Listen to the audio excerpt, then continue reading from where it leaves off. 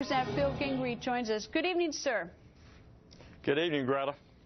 Well, these emails are rather disturbing. One from Henry Chow dated July 16th, another from Mr. Jeff Grant on July 8th. Both pretty much saying it like it is, like this was going to be a problem. Well, those emails went to CGI Federal, the U.S. subsidiary of the CGI Group, a Canadian company, the overall contractor to develop healthcare.gov website. Now, this email came from Henry Chow, Deputy Chief Information Officer at CMS and the manager of the project. And he basically sent these emails and said, guys, and this to the chief contractor, CGI Federal, we're worried. You're not going to be ready, and we don't have enough people, and assure me that you're going to be ready. And then the very next day, Greta, he goes before the Oversight Government Reform Committee, the House of Representatives, said, and says, we're going to be ready October the 1st, and then sends a video of that to his co-workers at CMS on the project and says, hey, look, Marilyn Tavener and myself are under oath, and our tails are in a bind if we get this right by October the 1st. So they knew it. They clearly knew it, and then lied to Congress and said, we're going to be ready. Are you going to do anything about it?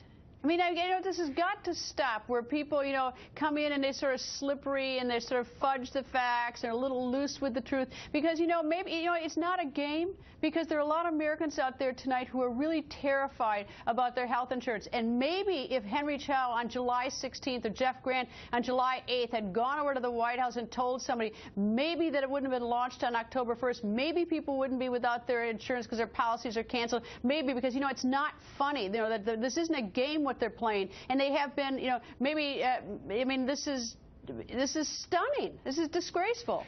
It is disgraceful, Greta, and yes, we can take it all the way to, to the White House, and then they finally say, well, executive privilege. And Obama has done that to us on a number of times. He did that, as you remember, on the Cylinder case. And I'm on Energy and Commerce Committee and on that Oversight Committee, so we're right there. And in fact, that's where these emails that came out about this healthcare.gov, and we know that they lied to us. They lied to the American people. So this bill that we passed today, of course, the president comes out the day before, tries to preempt that with some fiat or executive order or whatever, and then you hear Nancy Pelosi and the Democrats say, oh, well, we won't lose, but maybe a couple of a dozen Democrats, and there were 39. That's significantly more than a couple of dozen that voted with us on that bill, because this is all about the American people and them having no insurance and a gap, and then if something horrendous happens to them, boy, that is a plane crash.